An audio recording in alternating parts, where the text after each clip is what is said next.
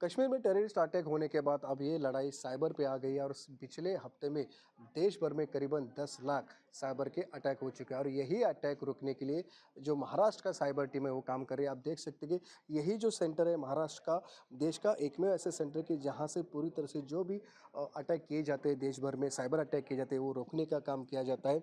पिछले हफ्ते में 10 लाख करीबन ये अटैक हो चुके हैं। पाकिस्तान, मोरक्को, इंडोनेशिया, बांग्लादेश इस तरह के कंट्री से ये अटैक हो गए। हमारे साथ यहाँ पे बात करने के लिए प्रतीक दुबे सर, हम इनसे बात करते हैं। सर क्या कहेंगे, किस तरह से अटैक है, किस तरह से थोपे गए हैं?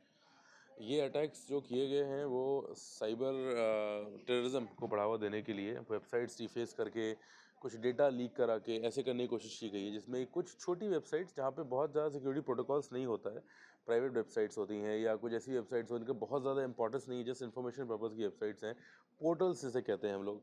ऐसी लोकेशंस पे हैक अटैक्स हुए जो कि कुछ सक्सेसफुल भी हुए, बट उनका कुछ खास वैल्यू नहीं है।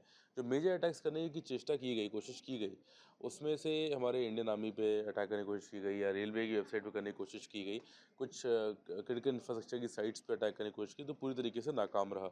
हमारी डिफेंस की एजेंसीज, डिफेंस साइबर एजेंसी है या I4C है, और उसके अलावा में हमारा जो नेशनल साइबर क्राइम का जो पोर्टल है उसके थ्रू बहुत सारे मेथड से हम लोग देश को प्रोटेक्ट करने की कोशिश करते हैं। महाराष्ट्र साइबर उनमें से ही एक स्टेट ऑफ द आर्ट एक इंस्टीट्यूशन है जो पूरे हमारे देश में, भारत में पहला ऐसा इंस्टीट्यूशन है जो साइबर अटैक्स को रोकने के लिए, साइबर क्राइम की रोकथाम के लिए इस स्तर पे काम करता है।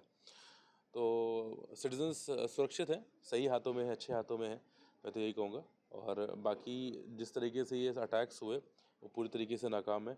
इसके पीछे जो भी कंट्रीज़ ये करने की चेष्टा कर रही हैं वो सिर्फ प्रोपेगेंडा स्प्रेड करने की कोशिश है, इसका कुछ खास महत्व नहीं आ रहा है। सर कौन से कंट्री से, कौन से ऑर्गेनाइजेशन से ये सब हो रहा है? देखिए, ये जितनी भी ऑर्गेनाइजेशंस होती हैं जैसे साइबर अटैक करने के लिए, ये सारी ऑर्गेनाइजेशन स्टेटलेस होती हैं, मतलब वो बैठी वो है किसी और देश से।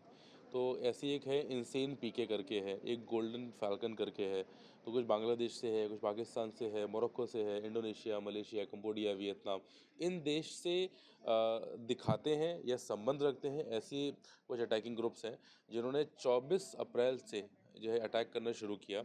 22 अप्रैल को ये इंसिडेंट हुआ पहलगाम का, 23 अप्रैल को इन्होंने स्प्रेड करना शुरू किया कि वो अटैक करेंगे। 24 से पहला attack, first wave of cyber attack शुरू हुआ।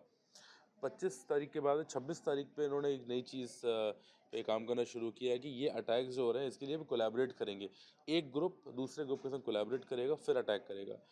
फ्रॉम 24th टिल 28th, इन 4 दिन के अंदर में 1 मिलियन से ऊपर अटैक्स अभी तक हुए, और अगले 2 हफ्ते में 5 से 10 मिलियन अटैक्स और होने की संभावना दिख रही है इसमें। सर अभी प्राइवेट सेक्टर है, उन लोगों ने किस तरह से प्रोटेक्शन कराना चाहिए?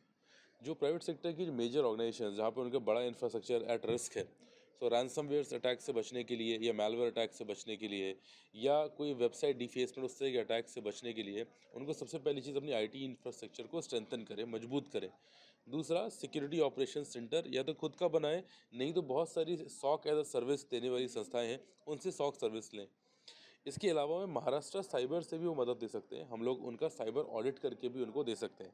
तो ये मेथड है। उसके अलावा सजग रहें, बहुत ज़्यादा ऐसे लिंक्स पे जो जब आपको वल्नरेबल लिंक्स हैं, आपके मैलिशियस लिंक्स हैं, उस पर क्लिक ना करें, ये करें तो बेहतर रहेगा।